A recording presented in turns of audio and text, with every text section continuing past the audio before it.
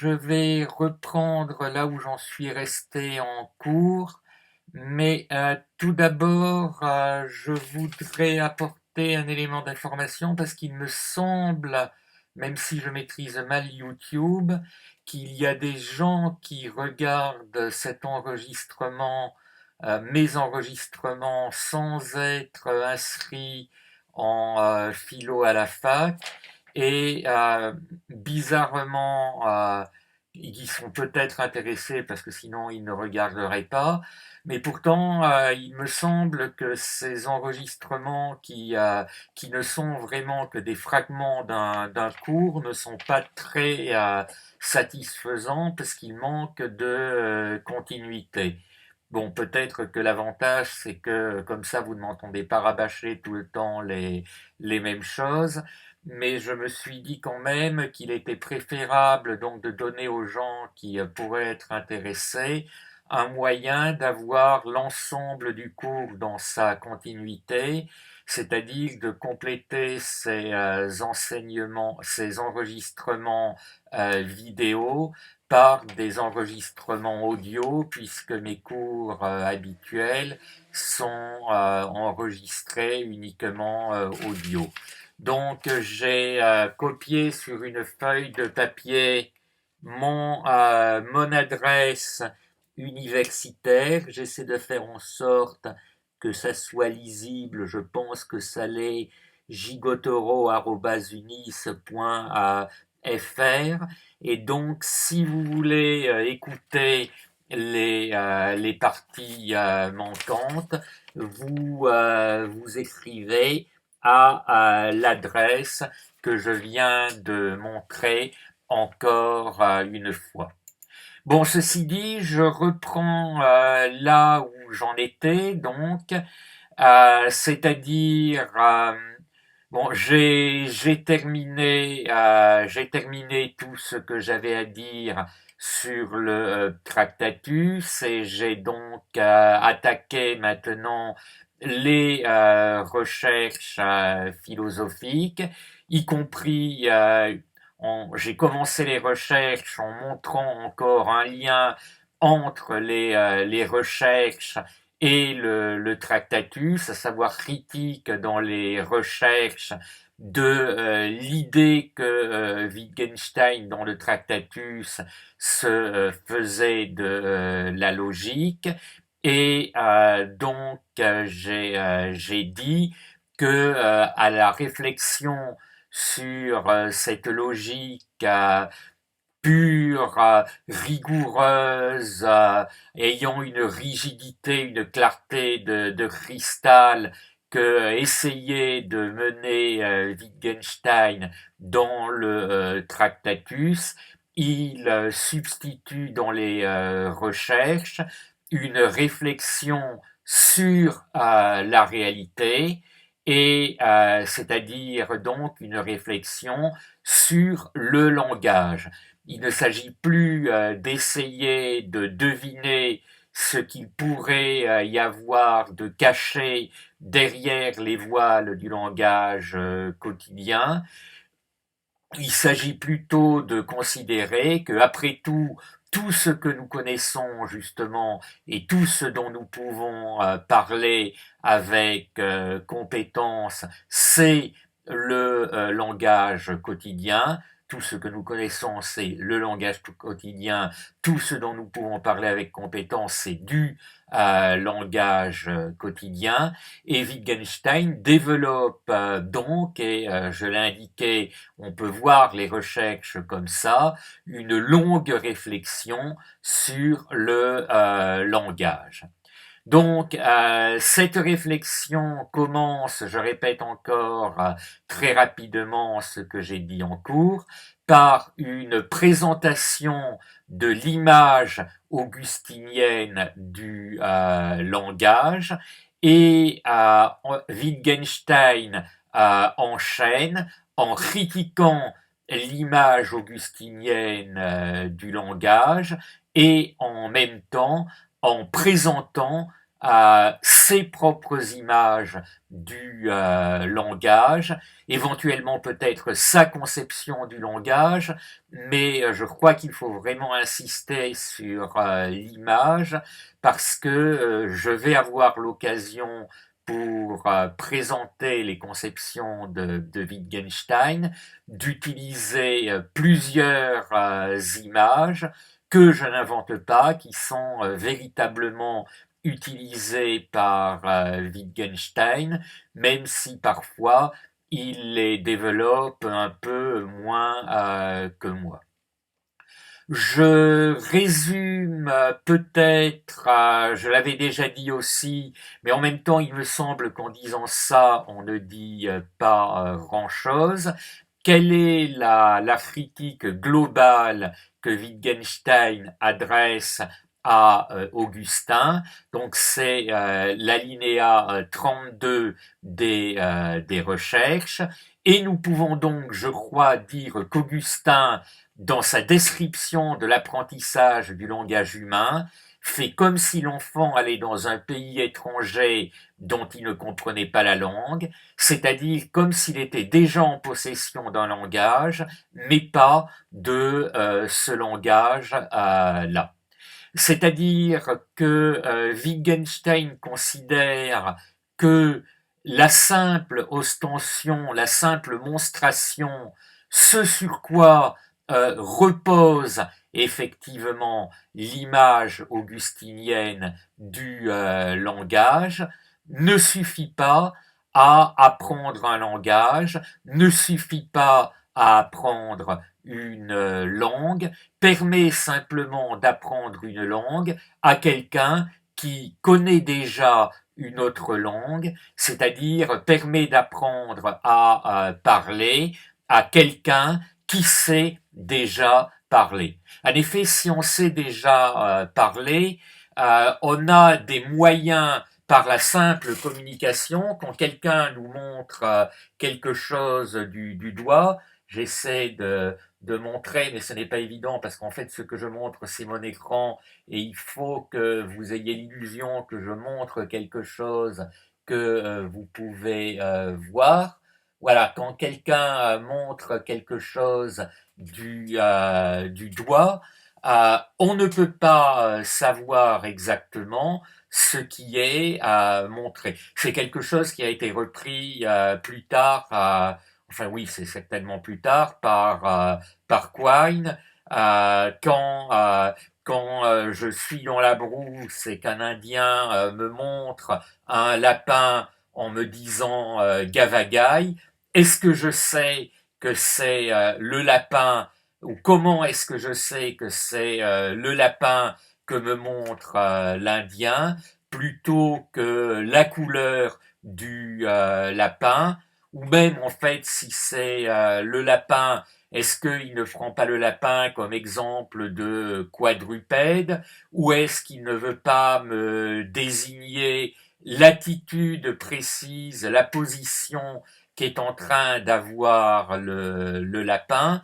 L'ostension simple, la monstration simple ne suffit pas, sauf donc quand on parle déjà un peu une autre langue, parce que en accumulant les mots, en essayant de parler même mal dans la langue de celui qui en apprend une autre, on peut préciser, ne disons pas Gavagai parce que je suis incapable de préciser, mais Rabbit, je parle de l'animal, ou Rabbit, je parle de sa posture, et comme ça, donc, la monstration devient claire, mais elle n'est claire que pour quelqu'un qui a déjà un usage d'un certain langage.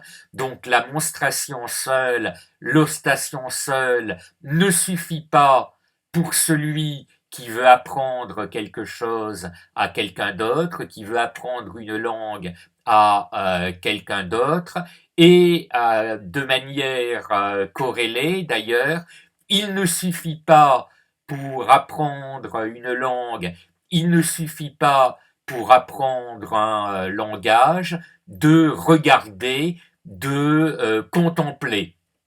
Le correspondant de la monstration de la part de celui qui apprend à quelqu'un d'autre, c'est du côté de celui qui apprend de quelqu'un d'autre la contemplation, le regard. Et il y a, me semble-t-il, dans cette image augustinienne du langage que critique Wittgenstein, cette idée qui est finalement une très vieille idée de la tradition philosophique, que pour apprendre, il suffit de regarder, il suffit de contempler une image passive de l'apprentissage. Regardez et vous saurez, contemplez et vous saurez.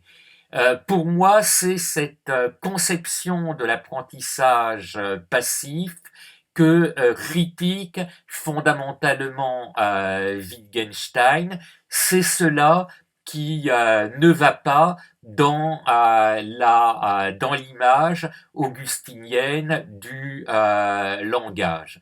Pour mentionner notre philosophe que ne mentionne pas du tout Wittgenstein, mais dans lequel il me semble que l'on peut voir un peu cette idée. Je le cite en premier parce que ça n'est un que je connais bien, mais on pourrait en mentionner d'autres, je vais le faire après, mais ça n'est d'autres que je connais un peu moins bien, donc je serai moins sûr de mes dires, mais c'est une façon, me semble-t-il, dont on peut lire la 11e thèse sur Feuerbach de Marx. Les philosophes n'ont fait qu'interpréter le monde de manière diverse. Ce qu'il faut, c'est le transformer.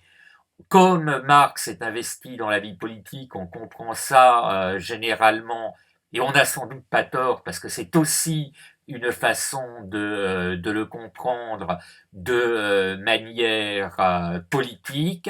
Ne vous contentez pas d'interpréter, agissez, faites la révolution, mais on peut le comprendre également, et il me semble en fait que c'est plus juste de manière épistémologique. Les philosophes ont cru que pour comprendre le monde, il suffisait de l'interpréter de manière diverse parce qu'il y a diverses écoles philosophiques.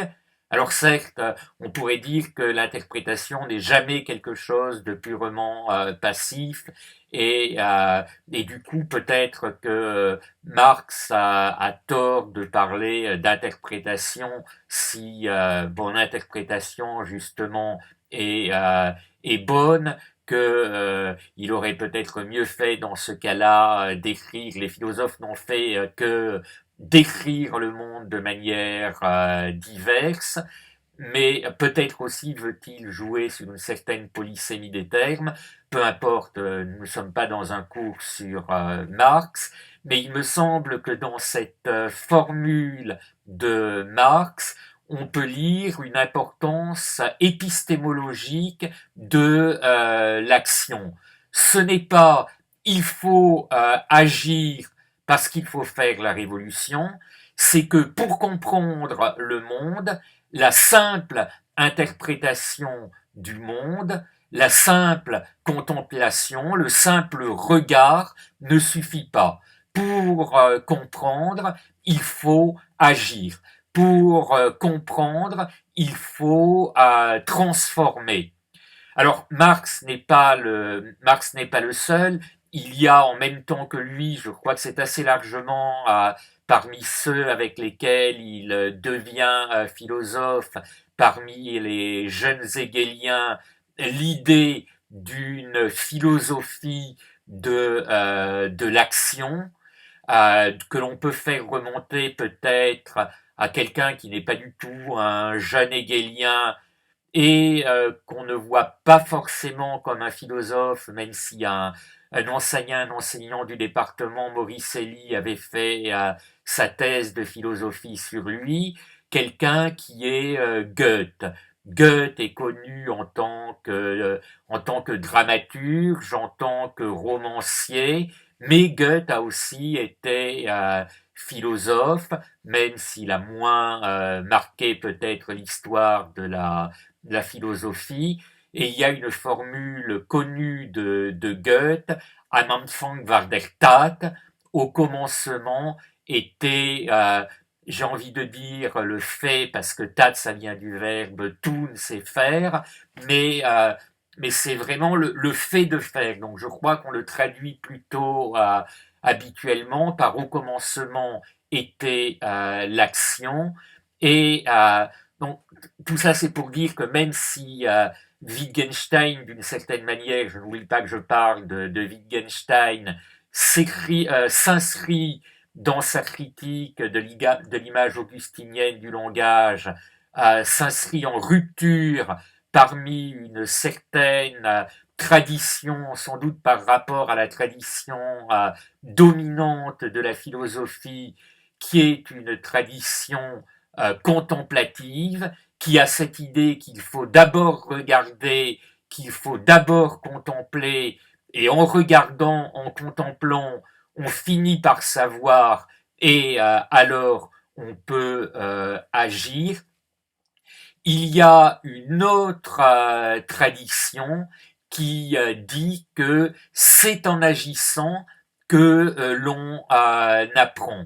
La contemplation à elle seule est très largement insuffisante parce que si on se contente de contempler, si on se contente de regarder, on ne sait pas exactement ce qui est important, on ne sait pas ce qu'il convient de regarder, ce qu'il convient de contempler, et donc la contemplation doit être complétée, mais du coup ça cesse d'être de la contemplation, ça cesse d'être donc de la contemplation. Et il me semble que c'est cette idée du langage et de l'apprentissage du langage que développe fondamentalement Wittgenstein. Ce qui est étrange, c'est que il commence à le faire en disant qu'il présente encore l'image augustinienne du langage. C'est le 2, pas tout à fait le début du 2 que j'ai déjà lu et commenté en cours, ce concept philosophique de signification à sa place dans une représentation primitive de la façon dont le langage fonctionne. On peut également dire qu'il est la représentation d'un langage plus primitif que le nôtre. Ce qui m'intéresse maintenant, c'est la suite. Imaginons un langage pour lequel vaut la description donnée par Augustin. Donc, il semblerait, c'est ce qu'écrit Wittgenstein, et en fait, si j'étais le seul à l'interpréter comme ça, je me dirais non, je le comprends de travers. Il y a quelque chose qui ne va pas, mais je ne suis pas le seul. Il me semble que c'est une lecture qui est assez largement partagée. Quand Wittgenstein commence à présenter ce langage pour lequel, dit-il, vaut la description donnée par Augustin, il s'éloigne en fait très rapidement de la description donnée par Augustin. Qu'écrit-il en effet? Ce langage doit servir à un constructeur A pour se faire comprendre de son aide B. Donc AB, vieille formation mathématicienne, vieille formation d'ingénieur, au lieu d'appeler les personnages fictifs Dupont et Durand, on les appelle de lettres comme on parle de prenons un nombre X, prenons un autre nombre Y. Mais ici, on a un constructeur A, on a l'aide du constructeur qu'on appelle B. A réalise une construction avec des pierres à bâtir. Je ne suis pas sûr que le terme pierres à bâtir soit très heureux. Malheureusement, il n'y avait aucun constructeur, aucun maçon, aucun architecte dans notre équipe de traduction et nous n'avons pas pu trouver le terme technique éventuellement existant. D'ailleurs, l'aurions-nous trouvé que peut-être nous aurions eu intérêt à ne pas l'utiliser parce que il y a peut-être très peu de gens en dehors des maçons, des constructeurs, des architectes qui connaissent ce terme et tout le monde se serait demandé mais de quoi il parle alors que pierre à bâtir c'est clair. Donc ce langage doit servir à un constructeur A pour se faire comprendre de son aide B. A réalise une construction avec des pierres à bâtir. Il y a des blocs, des colonnes, des dalles et des poutres. Et c'est là que l'on voit la différence par rapport en fait à la description d'Augustin. Dans la description d'Augustin, l'apprenant avait un rôle purement passif. C'est bien pourquoi je pouvais parler d'ostension, de monstration. L'expression du visage, le jeu du regard, les mouvements des membres et le son de la voix. En entendant les mots prononcés, j'ai peu à peu appris à comprendre de quelle chose ils étaient les signes, puis une fois ma bouche habituée à former ces signes, je me suis servi d'eux pour exprimer mes propres volontés. Donc dans l'image d'Augustin, il s'agit de regarder, il s'agit d'écouter, il s'agit de parler, mais il s'agit justement de ne pas agir, si j'ose dire, même si l'action peut parfois, même si, oui, le langage peut parfois être une action, je vous ai parlé des énoncés performatifs, je vous déclare mari et femme, et puis il y a ce commencement du verbe qui dit que la lumière soit et la lumière fut. Donc là, on a bien des cas dans lesquels dire c'est faire, mais globalement, dire, c'est quand même encore quelque chose d'assez passif. Or, l'image que donne Wittgenstein ici n'est plus une image passive. B, parce qu'il est l'aide de A, ne se contente pas d'apprendre passivement des mots que lui montre A, B doit agir. Il y a des blocs, des colonnes, des dalles et des poutres que B doit faire passer à A dans l'ordre où celui-ci les utilise. À cet effet, ils se servent d'un langage constitué des mots bloc, colonne, dalle, poutre. A crie leur nom, B apporte la pierre qu'il a appris à apporter en réponse à ce cri. Conçoit cela comme un langage primitif complet. Donc il me semble qu'il y a vraiment là-dedans, même si c'est un langage pour lequel vaut la description donnée par Augustin, et en ce sens elle vaut effectivement parce que il y a des entités, il y a des objets que l'on peut simplement montrer. Il n'y a encore rien d'abstrait là-dedans. C'est sans doute en ce sens que Wittgenstein parle de la description donnée par Augustin qui vaut. Mais justement, même dans ce cas-là, même où il ne s'agit que d'objets concrets, d'objets que l'on peut montrer, montrer ne suffit pas. B, doit apporter la pierre qu'il a appris à apporter en réponse au cri de A. C'est-à-dire que A et B ne doivent pas simplement dialoguer, A et B ne doivent pas seulement parler, ils doivent agir en commun, ils doivent avoir une pratique commune. Et c'est parce qu'ils ont une pratique commune que effectivement B peut apprendre, même si on suppose que B au début ne connaît absolument aucun langage. Euh, Évidemment, c'est une pure fiction, puisque dans les constructeurs, ce sont des gens qui savent déjà parler, mais l'image de Wittgenstein insiste sur le fait, me semble-t-il, que le langage n'est pas forcément quelque chose de nécessaire pour ce que lui décrit. Comment est-ce que B va savoir qu'il s'est trompé, qu'il a mal interprété bloc, colonne, dalle, poutre?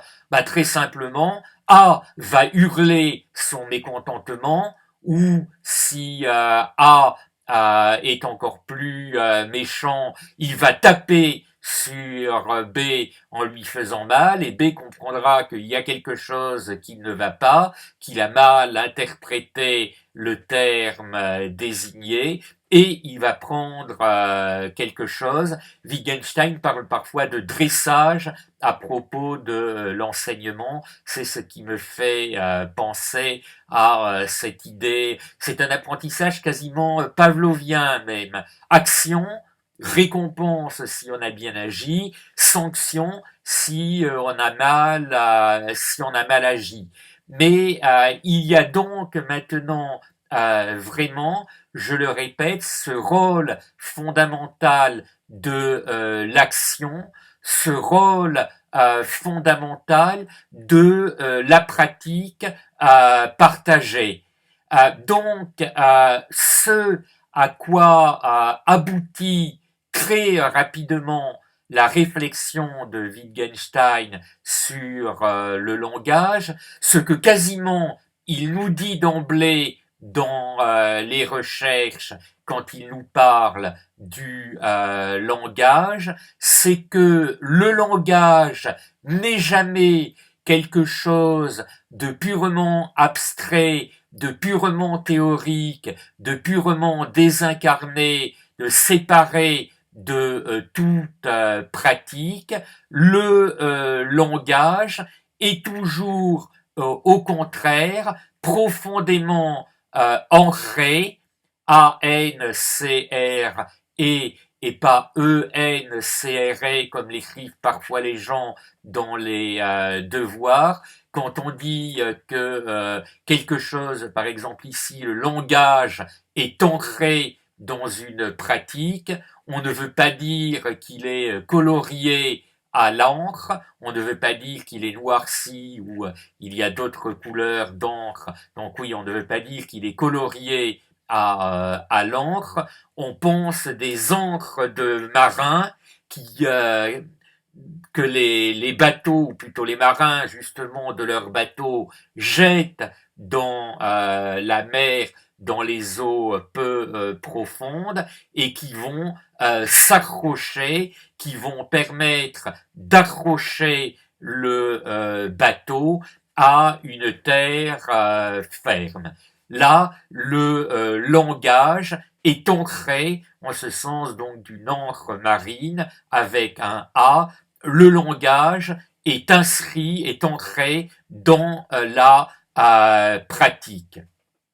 Et je réponds tout de suite là à une objection que font à Wittgenstein des gens qui, en général, ne l'ont pas lu et font à des philosophes qui se réclament de Wittgenstein, qui eux en général l'ont lu, notamment un certain nombre des gens qui sont de manière plus ou moins abusive qui font de manière plus ou moins abusive partie du courant qu'on appelle postmoderne. Je crois que c'est à vous que j'ai dit que c'était des termes modernité, postmodernité, qu'il était un peu dangereux d'utiliser.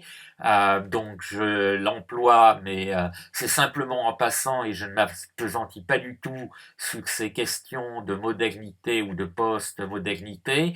Mais disons on fait le reproche à des philosophes qui se réclament de Wittgenstein et à Wittgenstein lui-même, vous nous enfermez dans le langage. Oui, mais tout ce dont parlent les recherches philosophiques, c'est du langage. Mais en fait, il y a bien d'autres choses et bien plus intéressantes et bien plus profondes que le langage. Quittons le langage, revenons à la réalité de je ne sais pas ce que ces gens-là peuvent considérer comme la réalité.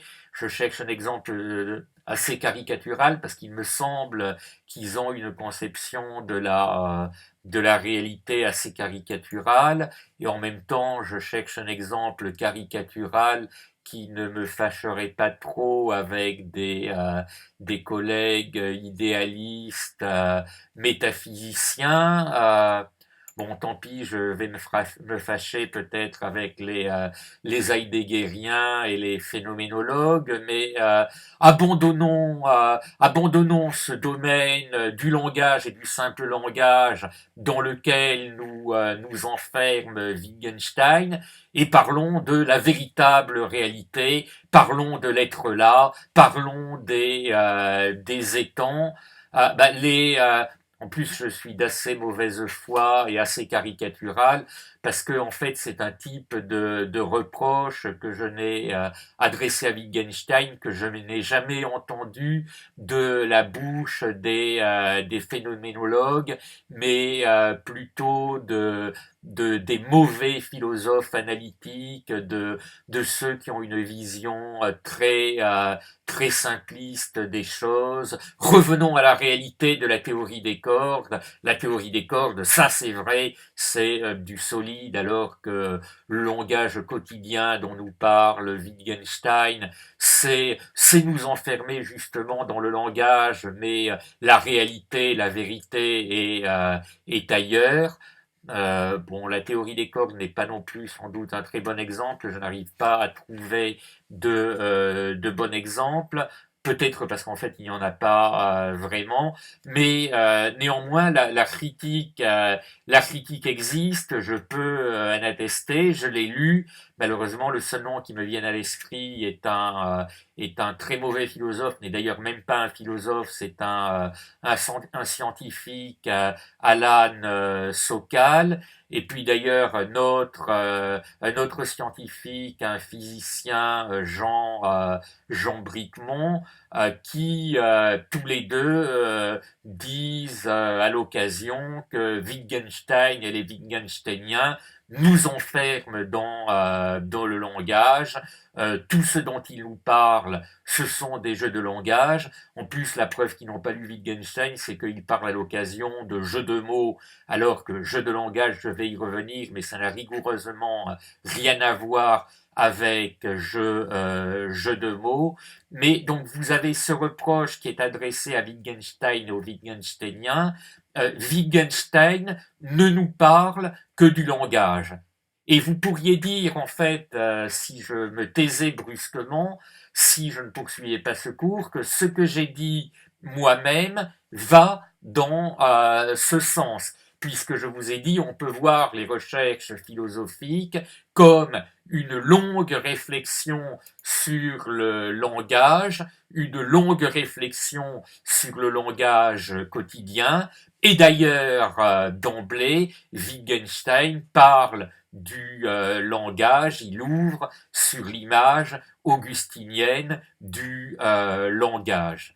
Mais précisément, presque au début, dès l'alinéa 2, il met en évidence que le langage, pour lui, n'est pas uniquement le langage. Sa conception du langage lie de manière fondamentale le langage à une pratique. Et donc parler du langage, ce n'est jamais parler seulement du langage. Parler du langage, c'est parler de la pratique, c'est parler des actions, c'est parler des coutumes des gens, c'est parler de la façon dont les gens vivent. Parler du langage, c'est parler de la vie. Et vie, quand je dis ça, il ne faut pas limiter la vie en disant que il n'y a de vie que dans le langage.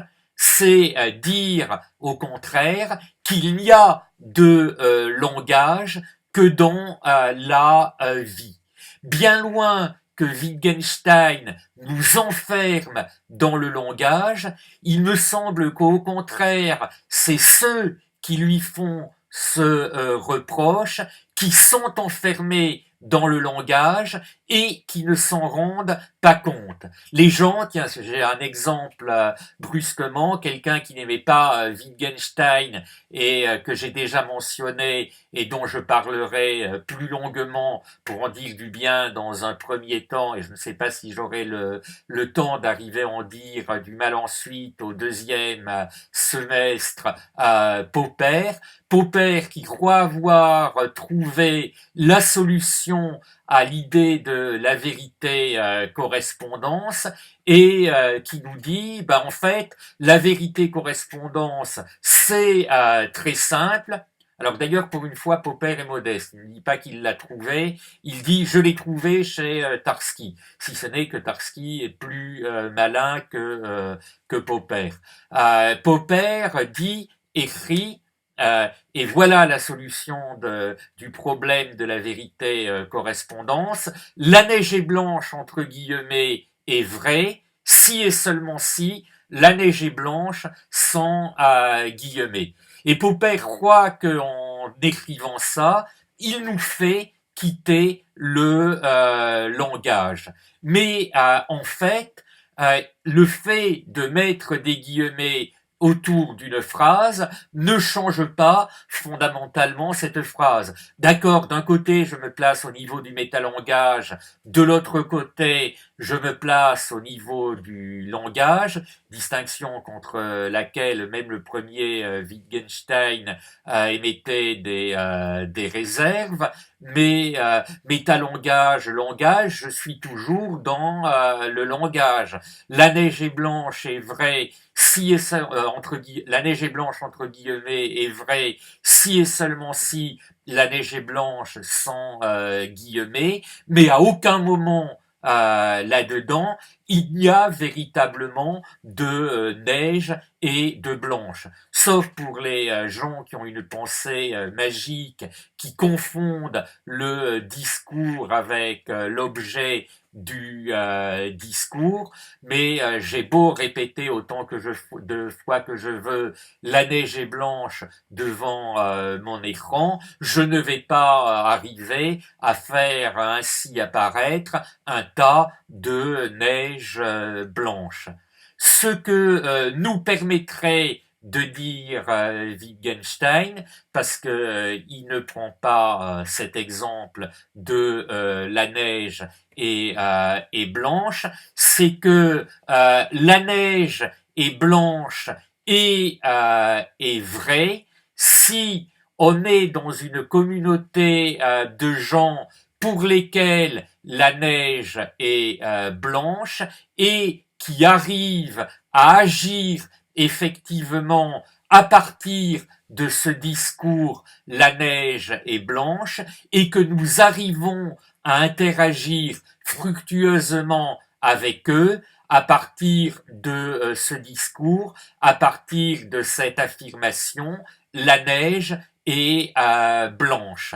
Donc la neige est blanche et vraie si nos actions basées sur ce présupposé que la neige et blanche réussissent. Et là, on a vraiment, je vous avais déjà indiqué, il me semble, quand je parlais du Wittgenstein, du Tractatus, que pour moi, le Wittgenstein des recherches était un Wittgenstein très proche du pragmatisme. Cette idée que la vérité est quelque chose qui se fait dans l'action, qui se construit dans l'action, pas simplement, là on serait encore dans une vision traditionnelle, qui se reconnaît dans l'action, mais vraiment qui se fait dans l'action, c'est une vision qui est une vision très proche du pragmatisme, pour ne pas dire qui est la vision du pragmatisme. Alors, bien sûr, à cette conception, on pourrait faire le reproche que fait Russell, euh, que fait Russell pas à Wittgenstein, mais aux pragmatistes. Les pragmatistes nous disent que ce qui est vrai, c'est ce qui réussit, mais quand ils nous disent que ça réussit, ils sont toujours au niveau du langage. Quand ils nous disent que ça réussit, certes, ils sont au niveau du langage, mais comme Wittgenstein, ils pointent sur l'idée qu'il y a quelque chose en dehors du langage qui est la pratique, qui est l'action.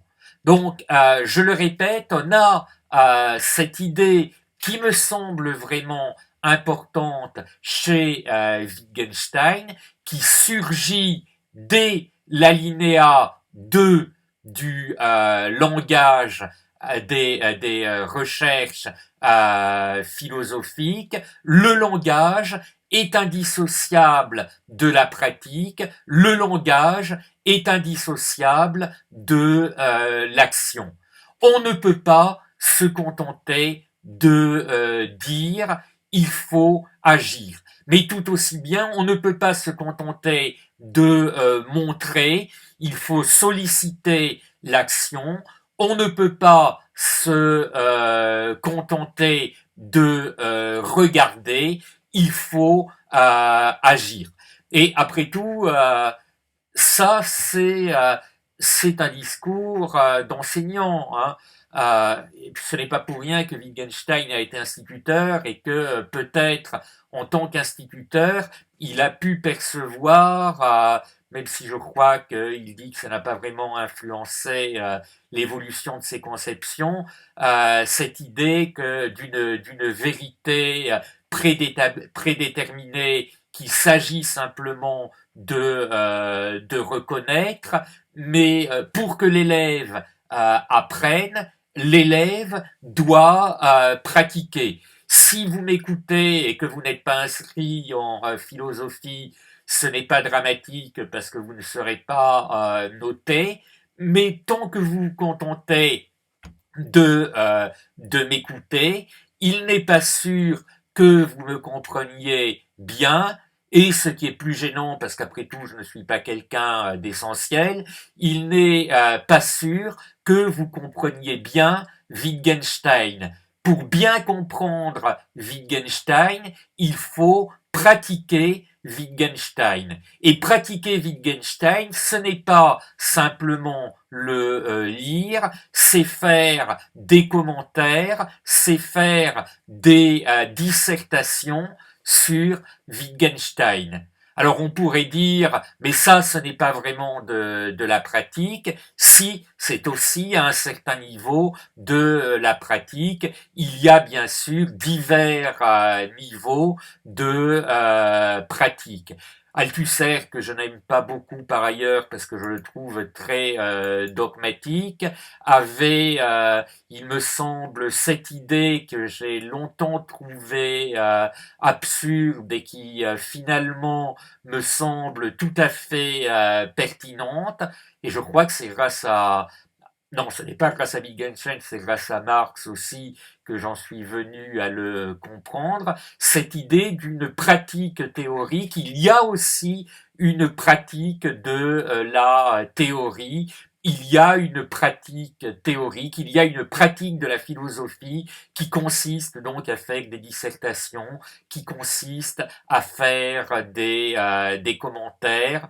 Alors, peut-être que mon exemple là n'est pas bon parce que je veux illustrer l'idée que Wittgenstein nous permet de sortir du langage et dans le cadre de cette pratique théorique, dissertation, commentaire, on est toujours dans le langage. Mais ce, euh, cette image de Wittgenstein, cette image wittgensteinienne du langage, ou cette conception wittgensteinienne du langage, mais après tout, il la donne par une image, hein, l'image des constructeurs, cette importance sur la pratique pour l'apprentissage, Wittgenstein le met bien en évidence dans une pratique complètement terre à terre, dans une pratique tout à fait quotidienne, enfin pas pour moi parce que je ne construis pas un bâtiment tous les jours, mais c'est là peut-être que la biographie est quelque chose d'important. Wittgenstein a vraiment travaillé à la construction d'une maison. C'est-à-dire que quand il parle du langage des constructeurs, ce n'est pas comme pour moi, pour lui, ce n'est pas comme pour moi quelque chose d'abstrait, quelque chose de désincarné, quelque chose dont je parle sans le connaître vraiment. C'est un discours sur le concret qui renvoie vraiment à des expériences concrètes de Wittgenstein. Après tout, peut-être quand il a travaillé à construire une maison, ne l'a-t-il pas fait tout seul et parfois faisait-il appel à un villageois ou un autre à qui il demandait de l'aider et bon, en même temps, ce n'était pas vraiment cet exemple parce qu'ils avaient en commun l'allemand, donc ils avaient déjà la langue commune, mais c'est quand même vraiment quelque chose de concret pour lui. Et quand les pragmatistes disent la vérité, c'est ce qui marche, il ne faut pas comprendre le ce qui marche comme simplement un discours abstrait. Le ce qui marche, c'est vraiment ce que nous éprouvons dans la pratique comme quelque chose qui marche. Donc pour moi, bien loin de nous enfermer dans le langage, comme je le répète, on lui en fait parfois le reproche, Wittgenstein nous montre que le langage n'est pas que le langage et sa philosophie est une réflexion sur le langage qui nous permet de sortir du langage. La philosophie de Wittgenstein est vraiment une philosophie pratique, une philosophie de la pratique. Et pour moi, vraiment, ce sont ceux qui lui reprochent de nous enfermer dans le langage, qui sont eux-mêmes enfermés dans le langage, et en fait, ce qu'il lui reproche de manière peut-être inconsciente, c'est que la philosophie de Wittgenstein met en évidence que la leur les enferme, nous enferme dans le langage, alors que la philosophie de Wittgenstein, alors même qu'elle traite du langage, nous permet de sortir du langage. Alors on pourrait m'objecter que tout ça c'est bien beau, mais que c'est moi qui le dis. Bon, j'aurais pu préparer des références d'autres auteurs qui développent cette même idée, mais après tout, est-ce bien la peine de prendre d'autres références alors qu'il me semble que ce que je viens de développer, c'est Wittgenstein lui-même qui le dit de manière certes plus synthétique que moi. Je pense par exemple à l'alinéa 19 des recherches philosophiques, et se représenter un langage veut dire se représenter une forme de vie. Alors là, on a un concept mystérieux qui apparaît chez Wittgenstein, qui n'apparaît pas très souvent en fait, mais qui semble néanmoins aux commentateurs de Wittgenstein un concept clé. Je ne sais pas si j'ai raison d'employer le terme concept, parce que d'après tout ce que j'ai dit, la philosophie de Wittgenstein est une philosophie qui nous amène aussi à nous méfier de la rigidité, de la précision attribuée traditionnellement aux concepts, avec cette idée que les concepts renvoient à quelque chose de bien défini, alors que justement pour lui, mais je l'ai déjà indiqué et j'aurai l'occasion d'y revenir.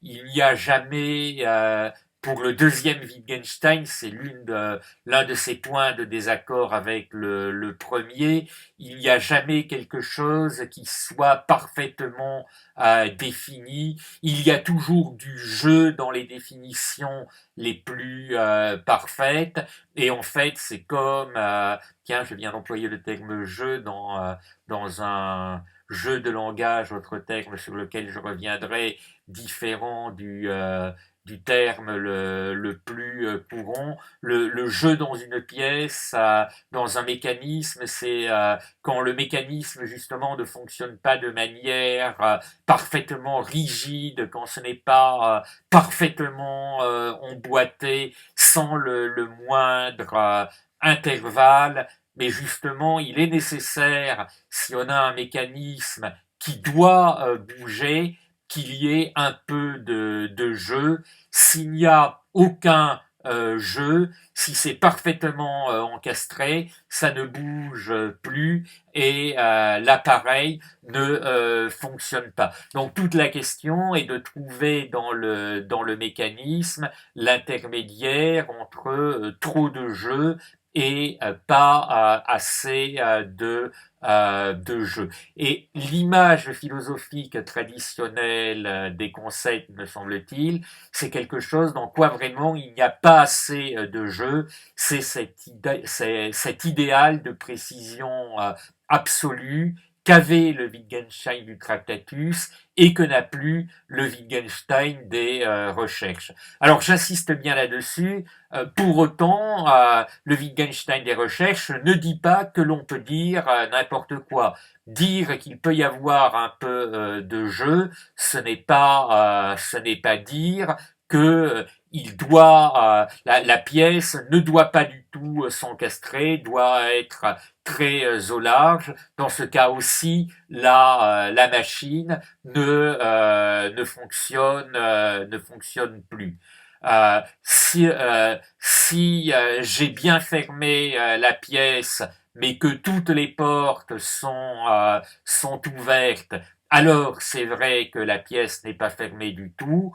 Mais si j'ai bien fermé la pièce, et que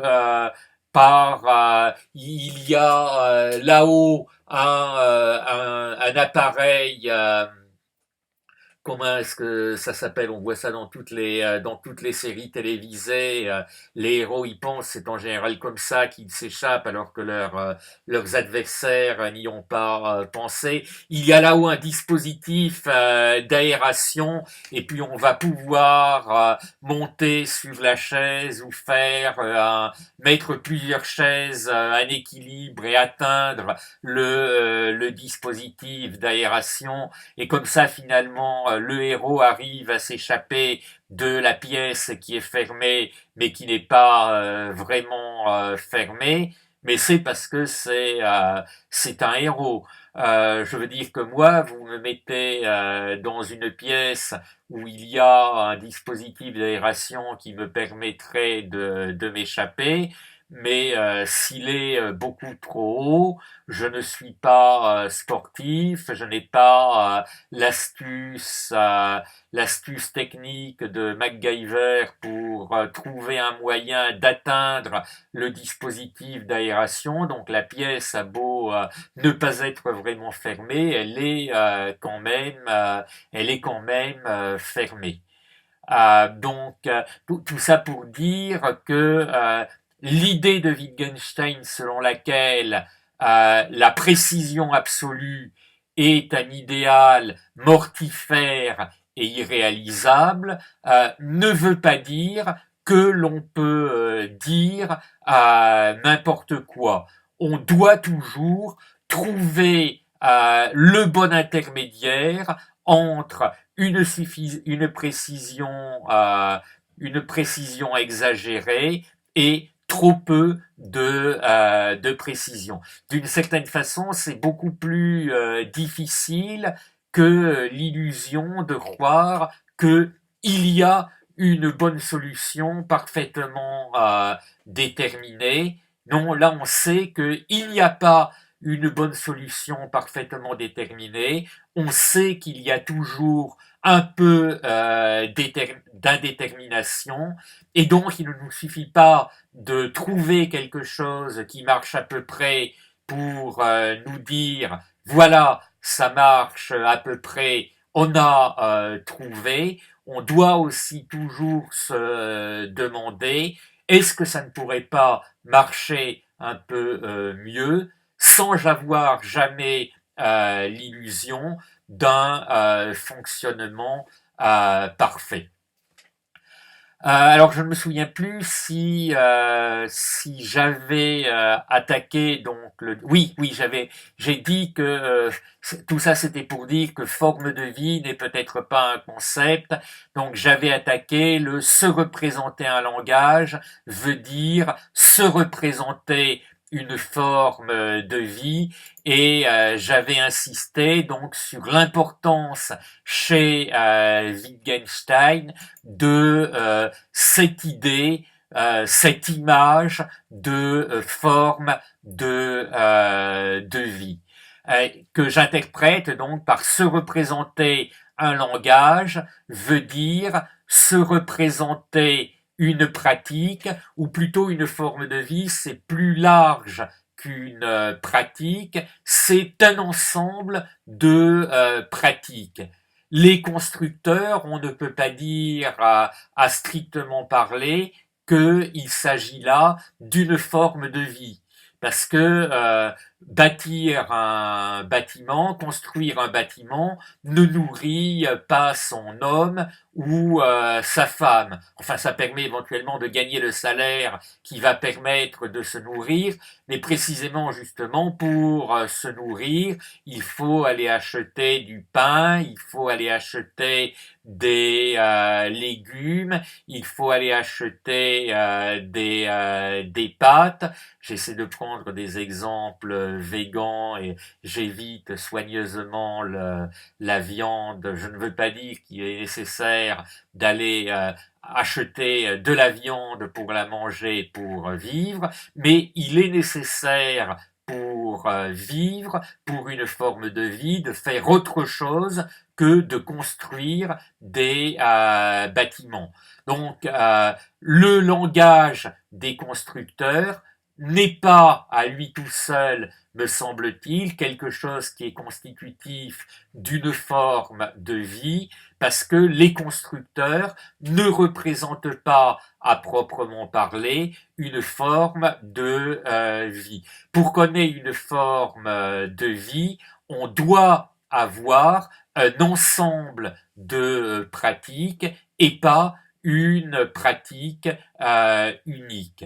Mais à la limite, on pourrait parler de forme de vie primitive ou de forme de vie restreinte, mais ce n'est pas satisfaisant parce que le langage des constructeurs et la pratique des constructeurs en tant que pratique de construction est elle-même complète. Et Et pour vivre, construire des bâtiments, je le répète, ne suffit pas. Là, il me semble vraiment que il y a une distinction à faire entre la forme de vie qui qui régit un ensemble d'activités et le langage qui peut être un langage primitif, qui peut être un langage qui s'applique à une activité. Bon, c'est peut-être le moment de conclure. Je vais sauter peut-être, mais je reviendrai encore un peu sur le 19. Et puis dans mes notes, j'ai mis le 241 tout de suite après. Je saute un peu plus loin dans mes notes au 23 parce que ça fait partie aussi de ce que vraisemblablement je développerai dans le prochain cours. Donc alinéa 23, l'expression jeu de langage doit ici faire ressortir que parler un langage fait partie d'une activité ou d'une forme de vie. Donc si je veux parler, si j'ai voulu mentionner le 23 maintenant, c'est parce que la fin insiste vraiment, me semble-t-il, sur ce que j'étais en train de dire. Non pas parler d'un langage est une activité, mais parler un langage fait partie d'une activité ou d'une forme de vie. Le langage est une part d'une activité, est une part d'une forme de vie. L'activité et la forme de vie ne se limitent pas au langage, ne se limitent pas peut-être pour la forme de vie à un langage. Mais donc le 23 introduit l'expression jeu de langage, dont vraisemblablement je parlerai la prochaine fois, mais je continuerai aussi à parler du langage. Il va y avoir encore plusieurs séances où je vais parler de langage. J'espère que j'aurai le temps, mais d'une certaine façon, le discours sur le langage, il conduit naturellement à parler également, et d'ailleurs le discours aussi sur les jeux de langage conduit naturellement à parler de la question, des questions, des règles chez Wittgenstein.